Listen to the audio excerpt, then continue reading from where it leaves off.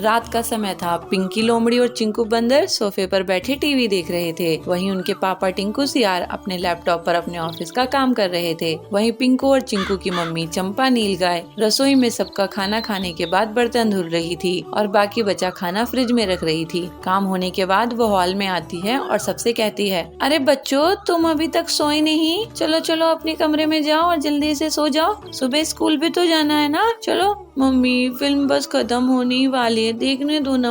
नहीं, बिल्कुल नहीं, चलो अंदर जाओ, सुबह स्कूल के लिए लेट हो जाओगे। मम्मी प्लीज आप जाकर सो जाओ ना, हमें तो अभी फिल्म देखनी है। ये स्पाइडर मैन की फिल्म पहली बार आ रही है टीवी पर। चंपा ने फिर टिंकू से कहा, अजी आप भी सो जाइए ना, सुबह आपका ऑफिस भी तो जाना है। और इन बच्चों को भी कहिए कि ये सो जाएंगे, 24 घंटे बस टीवी में लगे रहते हैं। तुम सो जाओ चंपा, मुझे तो अभी बहुत काम है। और बच्चों को देखने दो ना उनकी मूवी, एक तो इतने दिनों बाद आ रही है। अच्छा सभी बिजी हैं, बस मैं ही वेली हूँ। ठीक है, मैं तो उल्लू की तरह जाग नहीं सकती, मैं तो चली सोने। चंपा ऐसा कहकर सोने के लिए चली जाती है। तभी टिंकू अपने बच्चों से कहता है, बच्चों चलो काम पर लगते हैं, तुम्हारी मम्मी सोने चली गई, इससे अच्छा मौका नहीं मिल सकता। चलो। हाँ पापा, हमें तो अभी बलून भी फुलाने हैं और घर की सजावट भी करनी है। चलो चिंकू। पिंकी देखती है कि चिंकू तो सो चुका है। वो इसको हिलाती है पर चिंकू फिर भी नहीं जागता। फिर पिंकी उसके मुंह के ऊपर कुछ पानी की बूंदें छिड़कती है, जिससे चिंकू होश में आता है। अरे मेरी नींद खराब कर दी, अच्छा खासा सपना देख रहा था,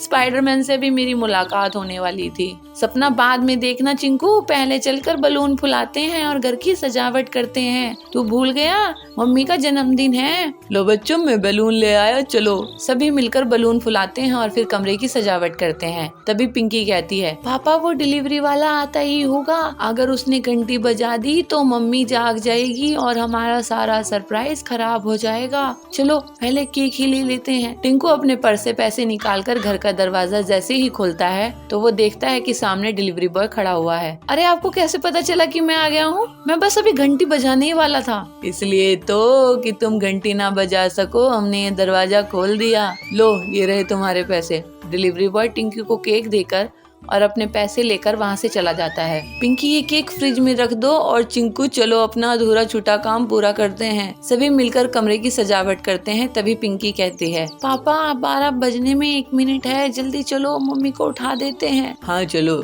सभी केक लेकर मम्मी के कमरे में जाते हैं और सभी एक साथ कहते हैं, happy birthday to you, happy birthday to you. ये सुनकर मम्मी नींद से जाग जाती है। अरे मेरे बच्चों, तुम्हें याद था कि मेरा जन्मदिन है? और क्या मम्मी, आप हमारा इतना ख्याल रखते हो, हम आपका जन्मदिन भी नहीं याद रख सकते? मम्मी बच्चों को गले लगा लेती है और फिर टिंकू कहता है, अरे भाग्यवान, केक भी काटो और चलो तुम्हारे लिए एक सरप्राइज है। टिंकू और बच्चे मम्मी को एक कमरे में लेकर जाते हैं जहाँ उन्होंने वो सजावट की थी, जिसे देख मम्मी बहुत खुश हो जाती है और फिर केक काटती है और एक एक करके अपने बच्चों और पति का मुंह मीठा करवाती है। मम्मी आपके लिए एक और सरप्राइज है। क्या सरप्राइज बच्चों? कल नाना नानी भी आ रहे हैं आपका जन्मदिन मनाने। सच में? अरे बच्चों, तुमने सारा सरप्राइज खराब कर दिया। ये बात बतानी थोड़ी थी, ये तो राज रखनी थी। कल जब नाना नानी आते तब मम्मी को देखते कितनी खुश हो जाती। अब बता दिया तो बता दिया, जाने दो ना। अगले दिन मम्मी के माँ बापा भी गांव से आ जाते हैं और मम्मी उनके साथ अपना पूरा दिन बिताती है और इस बार का जन्मदिन बहुत ही खुशहाली से मनाती है।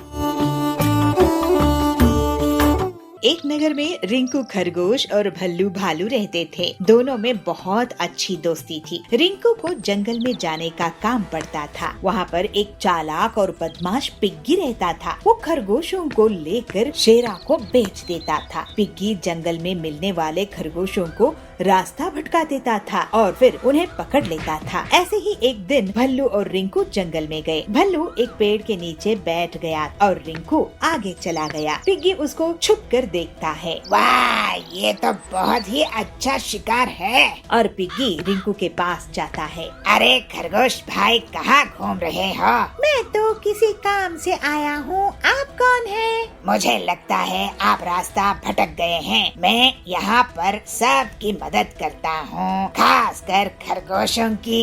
लेकिन मुझे मदद की जरूरत नहीं है। ये सुनकर पिग्गी को गुस्सा आता है, लेकिन वो हंसने का दिखावा करता है। सोच लो खरगोश, कहीं लेने के देने पड़ जाएं। लेकिन भल्लू वहाँ आ जाता है। उसे देखकर पिग्गी चुप हो जाता है। क्या हुआ, आप परेशान कर रहे हैं मेरे दोस्त को? नहीं नहीं जी, मैं पास में ही हूँ, अगर मदद लगे तो बुलाना। दोनों दोस्त वापस नगर आ जाते हैं, लेकिन भल्लू को पिग्गी की बात खटक रही थी। रिंकू, वो पिग्गी बदमाश है, तुम्हें उससे जान का खतरा हो सकता है। मुझे भी गलत आदमी लग रहा था, लेकिन मुझे तो जंगल जाना ही पड़ता है।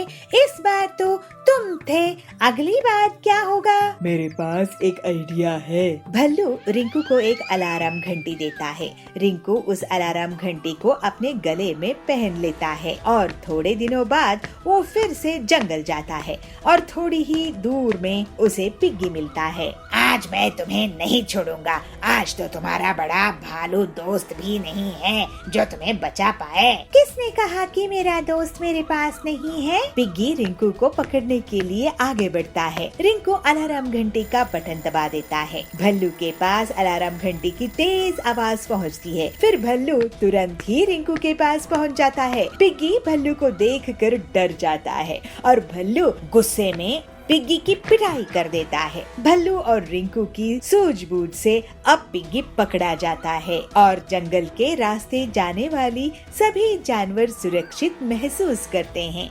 इस तरह से भल्लू और रिंकू की बड़ी मुसीबत में भी बड़ी समझदारी काम आई।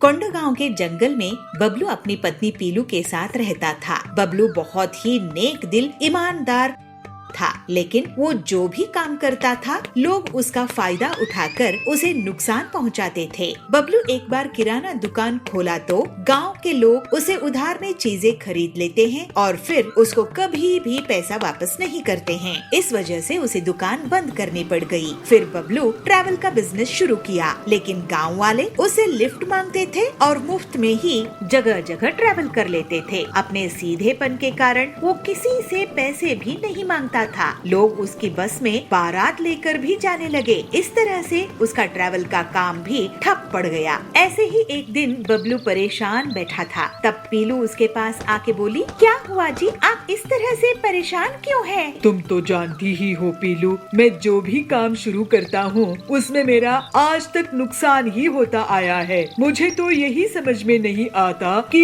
मेरा इतना नुकसान क्यों होता है। आपको इसलिए नुकसान होता है क्योंकि आप बहुत सीधे साधे हो। इन गांव वालों ने आपके भोलेपन का बहुत फायदा उठाया है। आप उधार में चीजें देते गए, कोई और दुकानदार ऐसा नहीं करता है। अगर ऐसा ही चलता रहा तो हमारे पास खाने के लिए भी पैसे नहीं बचेंगे। तुम सही कह रही हो पीलू, मैं अब एक आखिर बार एक काम शुरू करने की सोच रहा हूँ, नहीं तो शहर जाकर कोई नौकरी ढूंढ लूंगा। नहीं जी, शहर नहीं जाएंगे, यही कुछ कर लेंगे। ठीक है, लेकिन एक आखिरी बार मैं कोशिश करता हूँ। कुछ दिनों बाद बबलू पीलू से कहता है, पीलू, मैं बाजार घूमकर देख रहा था कि कहाँ क्या मिलता है। मैंने पाया कि हमारे गांव में फलों की दुकान तो है ही नहीं। गांव वाले पड़ोस के गांव से फल खरीद कर लाते हैं, इसलिए मैं सोच रहा हूँ कि मैं फलों की एक दुकान लगा दूँ। ये तो सच में बहुत अच्छा आइडिया है, लेकिन इस बार आप किसी को उधार नहीं दोगे। नहीं, अब मैं अपनी आखिरी जमा पूंजी लगा रहा हूँ, इसको मैं बर्बाद होने नहीं दूंगा। फिर जल्द ही बबलू अपनी फलों की दुकान खोल लेता है, लेकिन बहुत से गांव वाले अभी भी उससे बिना पैसे दिए फल ले जाते थे। एक दिन पीलू भी उसकी दुकान में इसीलिए बैठ जाती है कि लोग बिना पैसे दिए फल ना ले जा पाए। एक दिन हरिया काका उनके यहाँ आता है। पीलू, तुम्हारी दुकान में ड्रैगन फ्रूट है क्या? हरिया काका, ये लीजिए ड्रैगन फ्रूट, ये बहुत ही स्वादिष्ट होता है, लेकिन महंगा है। स्वादिष्ट तो होता है, लेकिन फायदेमंद भी बहुत होता है। और रही बात कीमत की, तो सेहत से बढ़कर क्या कीमत है। अभी मौसम बदलने वाला है और ये इन्फेक्शन से बचाएगा। मुझे ये 5 किलो दे दो। हरिया के जाने के बाद बाद सुनिए जी, हरिया काका क्या कह के गए हैं कि इन्फेक्शन होने का डर है मौसम बदलने से। हाँ, अगर ऐसा होगा तो ड्रैगन फ्रूट से लोगों को इन्फेक्शन होने से बचाया जा सकता है। इसका मतलब हम और ड्रैगन फ्रूट बेच सकेंगे। देखो, गांव वाले ऐसे ही इसे नहीं खरीदेंगे, हम क्यों ना फ्रूट सलाद बनाकर बेचे। कुछ ही दिनों में लोगों को इन्फेक्शन होना शुरू हो जाता है और हरिया काका सबको ड्रैगन फ्रूट खाने की सलाह देता है। इस तरह से बबलू और पीलू की दुकान में लोग इकट्ठा होने लगते हैं। सुनिए, मैं आप लोगों को अब से मुफ्त में या उधार में कुछ नहीं दूंगा। आपको अपनी सेहत का ख्याल रखना है तो पैसे देकर फ्रूट सलाद लो। बबलू की बात सुनकर लोग सोच में पड़ जाते हैं, लेकिन फिर इन्फेक्शन से बचने के लिए वो बढ़ चढ़कर पैसे देते हैं। इस तरह से लोगों की सेहत भी सुधारने लगती है और लोग अब सबक ले लिए कि कोई भी अच्छी चीज मुफ्त में नहीं आती। फिर कुछ ही दिनों में बबलू और पीलू बहुत अमीर हो गए और बबलू ने सुपर स्टोर शुरू किया। अब से गांव वाले उससे पैसे देकर ही सामान लेते थे। इस तरह सभी खुशी खुशी रहने लगे। वृंदापुर गांव में पीलू रहती थी। उसके पिताजी मजदूरी करते थे और माँ घर का काम किया करती थी। एक दिन पीलू के पिताजी का एक्सीडेंट हो जाता है और उनके हाथ पाँव टूट जाते हैं। हे भगवान, ये कैसी परीक्षा ले रहा है तू हमारी। घर में शादी के लायक लड़की बैठी है और इनके हाथ पाँव टूट गए हैं। इनके इलाज के लिए हमारे पास पैसा भी तो नहीं है। माँ, तुम चिंता मत करो। अच्छी बात तो ये है कि पिताजी की जान बच गई है और इनके इलाज के लिए मैं पैसा कमाऊंगी। मुझे शुद्ध घी के लड्डू बहुत अच्छे से बनाने आते हैं। मैं शुद्ध घी के लड्डू को ले जाकर घर घर बेचा करूँगी। लेकिन उसके लिए भी तो पैसा चाहिए ना पीलू। मेरे पास कुछ पैसे जमा है, मैं उन्हें इस्तेमाल कर लूंगी। इसके बाद पीलू शुद्ध घी के लड्डू बनाना शुरू कर देती है और उसको अपनी एक टोकरी में ले जाकर बेचने लगती है। लड्डू ले लो लड्डू, शुद्ध घी के लड्डू। लड्डू ले लो लड्डू, शुद्ध घी के लड्डू। ऐसे लड्डू कभी भी नहीं खाए होंगे। सुंदरी उसके पास जाती है। वाह पीलू, इन लड्डू में से तो बहुत अच्छी खुशबू आ रही है। एक लड्डू खिला मुझे, अगर अच्छे हुए तो 1 किलो ले लूंगी। पीलू का लड्डू खाकर सुंदरी बहुत खुश हो जाती है। बहुत ही स्वादिष्ट लड्डू है, ये शुद्ध घी के ही है ना। 1 किलो मुझे दो और मैं तो अब इसे पूरे मोहल्ले में बताऊंगी कि पीलू कितने अच्छे लड्डू बना रही है। थैंक यू सुंदरी दीदी। ऐसे ही पीलू दिन रात मेहनत करती है और शुद्ध घी के लड्डू बनाती है। उसके पास ग्राहकों की भीड़ लग जाती है। माँ, पापा, लड्डू अच्छे से बिक रहे हैं। कुछ ही दिनों में इतने पैसे आ जाएंगे कि पापा का इलाज अच्छे हॉस्पिटल में करवा सकेंगे। वाह बेटा, मुझे तुझ पर गर्व है।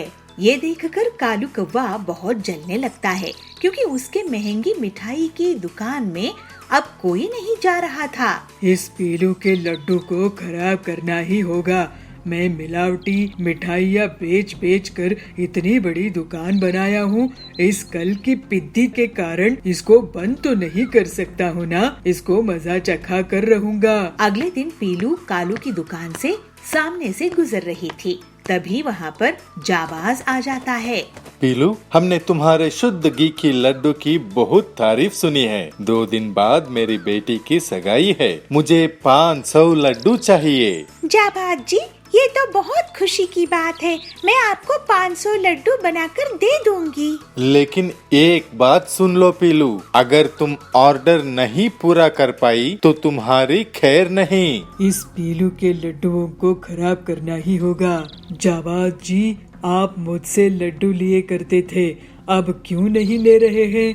मैं आपको 501 लड्डू दूंगा। तुम्हारे लड्डू अब मेरे नौकर भी नहीं खाते हैं और मुझे क्या भिखारी समझ के रखा है जो 1 लड्डू ज्यादा दोगे? भागो यहाँ से। ये सुनकर कालू की बेइज्जती हो जाती है। वो बहुत गुस्से में आ जाता है और पीलू से बदला लेने की ठान लेता है। उस रात पीलू जाबाज के लिए लड्डू बनाने की तैयारी कर रही थी। फिर वो सोने चली जाती है। तभी कालू एक केमिकल के पैकेट लेकर उसके घर में घुस जाता है। अब इस पिद्दी को जाबाज से पिटवाऊंगा। कालू लड्डू में पाउडर छिड़कने के लिए आगे बढ़ता है, लेकिन वो अंधेरे में गरम गरम चाशनी की कढ़ाई में गिर जाता है और चीखने लगता है। अरे बचाओ बचाओ। तो पीलू वहाँ आती है। अरे कालू तुम! फिर पीलू कालू को बड़े चम्मच से निकालती है। मैं तुम्हारे लड्डू बर्बाद करने के लिए आया था। इस केमिकल के साथ मुझे माफ कर दो पीलू। लेकिन तभी वहाँ पर जाबाज के आदमी पहुँच जाते हैं। ये जाबाज जी के सिक्योरिटी गार्ड है, मेरे यहाँ लड्डू की सिक्योरिटी के लिए खड़े थे। अब तुम इनसे पीटने से नहीं बच सकते कालू। इस तरह से कालू की पिटाई हो जाती है और पीलू के लड्डू खाकर जाबाज के रिश्तेदार पीलू की बहुत तारीफ करते हैं। अब पीलू की दुकान इतनी चलती है कि वो अपने पिताजी का अच्छे से इलाज करवा लेती है और कुछ ही दिनों में अपनी लड्डू की एक छोटी सी फैक्ट्री खोल लेती है। पीलू और उसका परिवार अब हंसी खुशी रहने लगता है। शहर के एक जंगल में पीलू अपने पति बबलू कबूतर के साथ रहा करती थी। वो अपने पति को लंच बॉक्स देकर उसे ऑफिस भेजती है। तभी उसे एक अपने मोटर वाहन से उतरती दिखती है। अरे बबली तू! अरे पीलू तू यहाँ कैसे? बबली, मैं और मेरे पति इस घोंसले में किराए से रहने के लिए आए हैं। अच्छा चल, मैं अब घर के अंदर चलती हूँ। मुझे इतनी देर धूप में रहने की आदत नहीं है, मैं तो एसी में ही रहती हूँ। अच्छा, लेकिन स्कूल में तो तू हमेशा बाहर धूप में ही खेला करती थी। स्कूल की बात अलग थी, अब मैं अमीर घर में शादी होके आई हूँ, मुझे धूप बिल्कुल सूट नहीं करती है। दूसरे दिन पीलू बबली के घर अचार लेकर जाती है। बबली ये देख, मैं तेरे लिए आम का अचार लेकर आई हूँ। इसे मेरी सास ने बनाया है, वो भी घर में। अरे ये ऑयली अचार मैं नहीं खाती हूँ पीलू, ये सब गांव में चलता होगा, मेरे यहाँ नहीं। इसे तू वापस ले जा। पीलू उदास होकर कहती है। ओहो बबली, तेरी लाइफस्टाइल तो बहुत बदल गई है। चल ठीक है, मैं अब चलती हूँ। ऐसे कहकर पीलू वापस अपने घर चली जाती है। ऐसे ही कुछ दिनों बाद करवा चौथ का त्योहार आता है। पीलू अपने पति से कहती है, बबलू जी, मैं ये साड़ी करवा चौथ में पहनूं तो कैसी लगेगी? पीलू, तुम भी क्या सोचती होगी कि कैसा पति मिला है, किराए के घर में रखा है, नई साड़ी भी नहीं दिला सकता। लेकिन क्या करूं, मेरी तनख्वाह इतनी कम है कि महीना पूरा होने के पहले ही सारा पैसा खत्म हो जाता है। काश इस त्योहार में मैं तुम्हें कम से कम एक अच्छी साड़ी दिला पाता। बबलू जी, आपका प्यार ही मेरे लिए असली दौलत है, आप चिंता मत करो, सब ठीक हो जाएगा। तुम सच में बहुत अच्छी हो पीलू। ये लो 1000 रुपए और इससे करवा चौथ का सामान ले आना। ठीक है जी, मैं पूजा का सामान ले आऊंगी। शाम में पीलू के घर बबली आती है। पीलू, आज करवा चौथ मनाने के लिए सभी बंगलों में आ रही है, तो भी आ जाना। मेरे बंगलों की छत से चांद साफ साफ दिखता है। तुम लोगों की छोटे छोटे घोंसलों में शायद वो सही से निकलेगा नहीं, फिर तुम लोग भूखी रह जाओगी। अगर सब आ रही है तो मैं भी आ जाऊंगी बबली। अब मैं चलती हूँ, मुझे तैयारी करने के लिए पर्सनल स्टाइलिस्ट आने वाली है। वो 50,000 ले रही है मुझे स्टाइल करने के लिए। तुम लोग तो खुद से तैयार हो जाना। रात में सभी बबली के बंगलों में पहुंच जाती है। पीलू भी वहां जाती है। अरे वाह बबली, तुम्हारी साड़ी तो बहुत ही अच्छी लग रही है। ये मेरे मुंबई जंगल के पर्सनल फैशन डिजाइनर ने मुझे डिजाइन करके दिया है। अरे तेरी मेहंदी, उसकी डिजाइन भी कमाल है। ये 25,000 की है। तुम्हारी मेहंदी के खर्च से हमारा पूरा घर ही चल सकता है। सब हंसने लगते हैं। चलो अब चांद निकलने वाला ही है, लेकिन मेरे पति नहीं आए हैं। उनके हाथों से मैं फिल्टर्ड वाटर पीऊंगी, उसके बाद ही अपना व्रत तोड़ूंगी। एक के बाद एक सभी चिड़ियाएं अपने पति का चेहरा चांद के साथ देखकर साथ ही व्रत पूरा कर लेती है। पीलू भी बबलू के साथ व्रत पूरा कर लेती है, लेकिन बबली के पति अभी तक नहीं आते हैं। फिर सभी अपने अपने घर चली जाती है। देर रात को पीलू बबली को फोन लगाती है। अरे बबली, फोन क्यों नहीं उठा रही है? उसके पति घर आए कि नहीं? ऐसे कहते हुए वो अपने पति के साथ बबली के घर जाती है। वहाँ वो देखती है कि बबली अपने हॉल में बेहोश पड़ी हुई है। फिर पीलू तुरंत ही डॉक्टर को फोन लगाती है। इन्हें तो डिहाइड्रेशन हुआ है, इन्हें मैं एक इंजेक्शन देता हूँ, इससे इनकी हालात संभल जाएगी। इनके पति को जल्दी से बुलाओ। फिर बबलू तुरंत ही बबली के पति के ऑफिस पहुंच जाता है और उन्हें पूरी बात बताता है। वो दोनों जल्द से जल्द घर वापस आते हैं। आप कहाँ रह गए थे? आपका फोन नहीं लग रहा था। बबली, तुमने मुझे बताया ही नहीं कि आज तुमने करवा चौथ का व्रत रखी है। चलो अब जल्दी से अपना व्रत पूरा कर लो। फिर पीलू की मदद से बबली अपना व्रत पूरा कर लेती है। बबली, तुमने भाई साहब को व्रत के बारे में क्यों नहीं बताया? मैं फैशन और मेकअप में इतना ध्यान ही नहीं दी कि मुझे इन्हें बताना था, याद ही नहीं रहा। पीलू, तुम्हारी सादगी से मैं सीखूंगी कि इतने कम पैसों में भी कैसे अच्छे से रहते हैं। अब मैं अपनी दौलत के लिए इतनी घमंडी नहीं रहूंगी। उसके बाद से बबली सुधर जाती है और सादगी से अपना जीवन बिताने लगती है। हीरापुर गांव के जंगल में कड़क सेठ बहुत ही अमीर, लालची और धोखेबाज सेठ था। उसके बेहिसाब संपत्ति थी। पेट्रोल पंप, फिल्म थिएटर, गाड़ियों का कारोबार, सोने हीरे की दुकानें वगैरह थी। कड़क जल्द ही एक मॉल भी शुरू कर देता है। पीलू उसी गांव में एक छोटी सी किराना दुकान चलाती थी, लेकिन आजकल उसकी दुकान में भीड़ नहीं रहती थी। वो काफी परेशान रहने लगी। उसी समय टिल्लू आता है। पेला दे दे, एक कोल्ड ड्रिंक देना तो पीलू कहती है, ये लो कोल्ड ड्रिंक। टिल्लू भैया, आजकल ज्यादा लोग मेरी दुकान में आते नहीं हैं। क्या तुम बता सकते हो ऐसा क्यों है? तो टिल्लू कहता है, हाँ, आजकल क्या है ना, सभी चीज ऑनलाइन ही मिल जाती है। माचिस से लेकर कार तक सब कुछ ऑनलाइन इंटरनेट में मिल जाता है। और देखो, एक डिलीवरी बॉय जा रहा है। तो पीलू कहती है, अच्छा, तो ये लोग हैं जो सामान डिलीवर करते हैं ऑनलाइन कंपनियों के लिए। लेकिन इसमें हम छोटे दुकानदारों का क्या फायदा है? तो टिल्लू कहता है, तुम ऐसा करो कि किसी मेन मार्केट जगह में अपनी दुकान लगा लो। बड़ी दुकानों में भीड़ रहेगी, कुछ लोग तुम्हारे यहाँ भी आ जाएंगे। इसके बाद पीलू घर आके अपने पति बंटी को सब कुछ बताती है। तो बंटी कहता है, कड़क सेठ का मॉल इस जंगल में बहुत चलता है, क्यों ना तुम उसी के बगल में दुकान खोल लो, पैसों का इंतजाम मैं कर दूंगा। लेकिन कड़क सेठ बहुत चालाक था। जैसे ही उसे पता चला कि पीलू उसके मॉल के बगल में दुकान खोलना चाहती है, तो वो उसे एक सौदा कर लेता है। देखो बंटी, पीलू मेरे मॉल के सामने तुम्हारी दुकान की कोई औकात नहीं रहेगी। तुम एक दुकान मुझसे खरीद लो, 5 लाख रुपए में, उसी में तुम्हारी भलाई है। तो बंटी कहता है, अगर आप हमें 5 लाख में दुकान देंगे तो हम ले लेंगे कड़क सेठ। तो पीलू कहती है, ठीक है, हम ऐसा ही करते हैं। लेकिन बहुत दिन गुजर जाने के बाद भी उनकी दुकान उन्हें कड़क सेठ नहीं देता है। दोनों पति पत्नी उसके पास जाते हैं। कड़क सेठ, आप हमें हमारा पैसा वापस दे दीजिए, हमें आपसे दुकान नहीं खरीदनी है। तो कड़क कहता है, ठीक है, ये लो 1 लाख रुपए। पीलू कहती है, लेकिन हमने आपको 5 लाख दिए थे ना।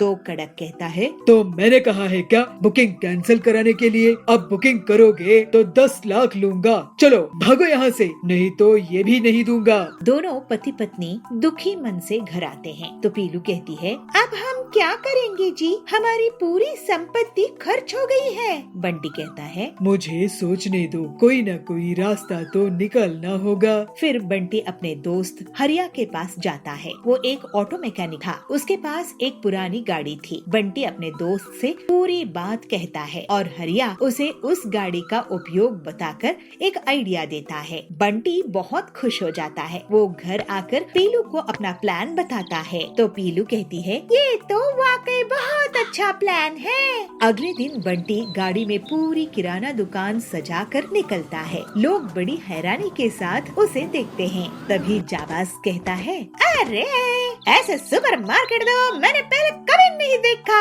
तो बबली कहता है, वाह वाह बंटी भैया, पीलू दीदी, आप लोगों ने तो कमाल ही कर दिया है।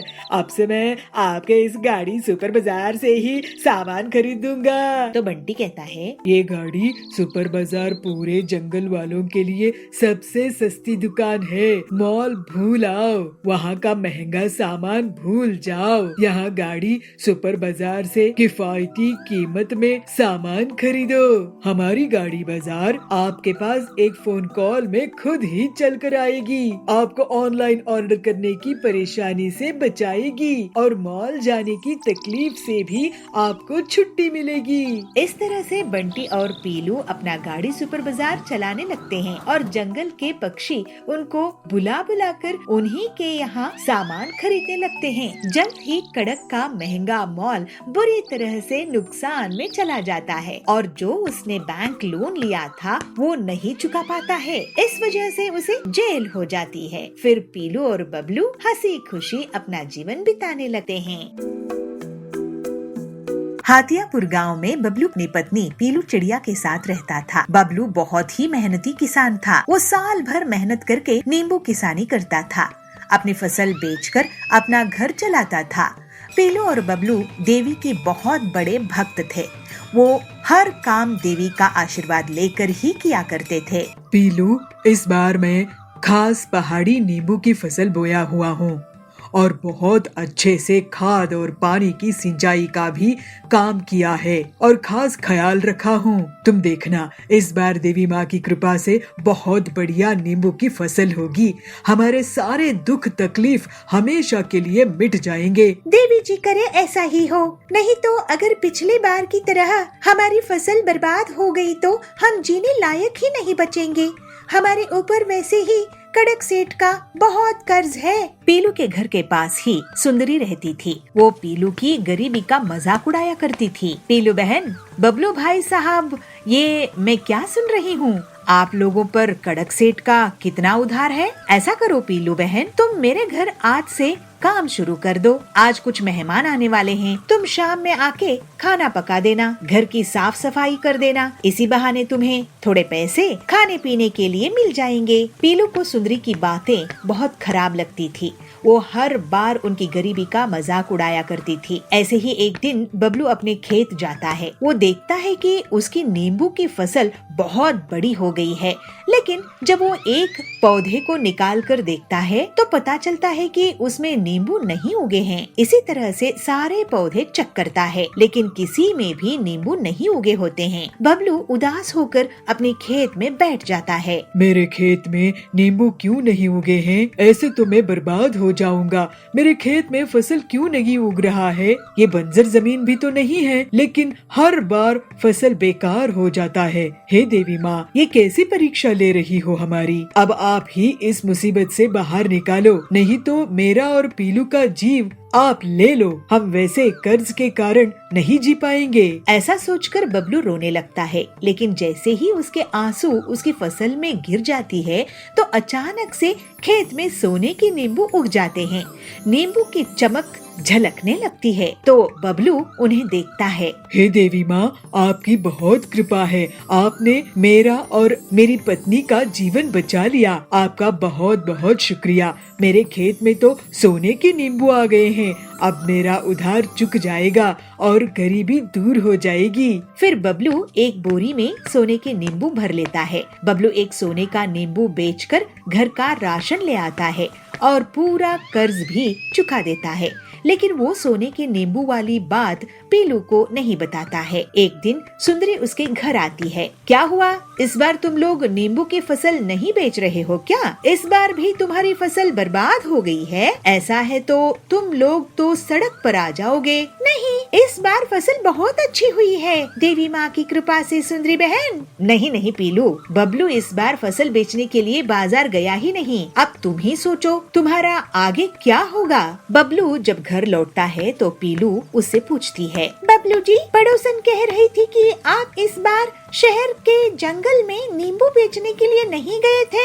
अगर हमारी नींबू की फसल ही नहीं हुई है तो आपने घर का राशन कहाँ से लेकर आए हो? और अपने तो पूरे कर्ज भी चुका दिए हो। इसके बाद बबलू पीलू को सोने के नींबू से भरी हुई बोरी दिखाता है। खिड़की से सुंदरी भी उस सोने की नींबू की बोरी देख लेती है। अरे, इनके पास तो बोरी भरकर सोना है, ये तो मेरे कब्जे में होना चाहिए। ऐसे सोचकर वो उनके घर चली जाती है। तुम दोनों गरीबों को खाना नसीब नहीं हो रहा होगा, ऐसा करो तुम मेरे घर खाना खाने के लिए आ जाओ, ऐसे बोल के जाती है। सुंदरी को पीलू और बबलू मना नहीं कर पाते और उसके घर चले जाते हैं। वहाँ सुंदरी उन्हें बहुत बड़ी थाली परोसकर लाती है और उन्हें खाने के लिए दे देती है। जब दोनों पति पत्नी खा रहे होते हैं तो वो चुपचाप उनके घर चली जाती है और सोने के नींबू चुराने की कोशिश करती है। लेकिन जैसे ही वो नींबू उठाती है, एक नींबू पत्थर में बदल जाता है और उसके पैर में गिर जाता है। उसके चीखने की आवाज सुनकर पीलू और बबलू वहाँ आ जाते हैं। सुंदरी वहाँ से भाग जाती है। तभी तो मैं सोचूं कि हमेशा हमारी गरीबी का मजाक उड़ाने वाली हमें आज खाना क्यों खिला रही है। ये हमारे पीछे हमारे सोने की नींबू चुराना चाहती थी, लेकिन देवी माँ की कृपा से ये सब बच गए और उसका छुआ हुआ नींबू पत्थर में बदल गया। उसकी तो टांग ही टूट गई है। लालची सुंदरी को सबक मिल गया होगा। ये सुंदरी बहुत लालची है, इसके पास सब कुछ है लेकिन ये लालच करना नहीं छोड़ती है, इसी वजह से इसको सजा मिली। हाँ बबलू जी, आप सही कह रहे हैं, लेकिन ये नींबू जब तक हमारे घर में रहेंगे ये सुरक्षित नहीं रहेंगे। इनकी चोरी होने का डर बना रहेगा। चलिए इन्हें खेत में गाड़ कर छुपा देते हैं। फिर दोनों पति पत्नी खेत में सोने की नींबू को छुपा देते हैं। बंटी और पीलू बहुत सरल स्वभाव के देवी के भक्त थे और जीवन में बहुत मेहनती और ईमानदार थे। इस वजह से उसकी शुद्ध भावनाओं से देवी खुश होकर उन्हें आशीर्वाद दी। बंटी के निकले हुए आंसू से सोने के नींबू खेत में उग गए थे। वहीं दूसरी तरफ सुंदरी का मन काला था, इसी वजह से उसके छूते ही सोने का नींबू पत्थर में बदल गया और उसी के पैर पर गिरकर उसका पैर तोड़ दिया। अब बबलू और पीलू की गरीबी दूर हो गई थी और वो दोनों देवी की भक्ति करते हुए खुशी खुशी रहने लगे।